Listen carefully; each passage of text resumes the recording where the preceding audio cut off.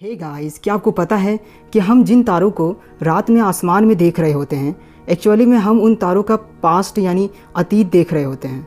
Present में उन तारों के साथ क्या हो रहा होता है वो हम नहीं देख सकते हैं। आज तक और आज के बाद भी हम उन तारों का पास्ट ही देख पाएंगे।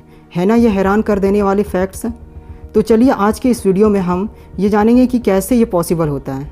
तो एग्जाम्पल के तौर पर एक वेगा नाम के स्टार को लेते हैं जो कि हमारे अर्थ से 236.5 ट्रिलियन किलोमीटर दूर है। अब इस वेगा स्टार से लाइट निकलकर हमारे पृथ्वी की ओर आ रहा है। तो ये लाइट हमारे पृथ्वी तक कब पहुंचेगा, आइए जानते हैं। तो लाइट एक सेकेंड में 3 लाख किलोमीटर की दूरी तय करता है और एक साल में 3,15,36,000 सेकेंड होता है।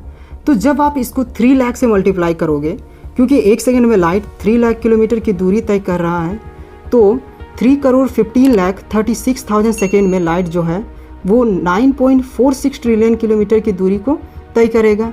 मतलब एक साल में लाइट 9.46 ट्रिलियन किलोमीटर की दूरी को पास कर लेगा। तो उसी तरह जो वेगा स्टार जो कि हमारे अर्थ से 236.5 ट्रिलियन किलोमीटर की दूरी पे है, तो जब लाइट उससे निकलकर हमारे पृथ्वी तक आएगा तो उसे 25 लाइट ईयर्स लगेगा। अब चलिए मान लेते हैं कि उस स्टार की एज लिमिट 100 ईयर्स है, ठीक है।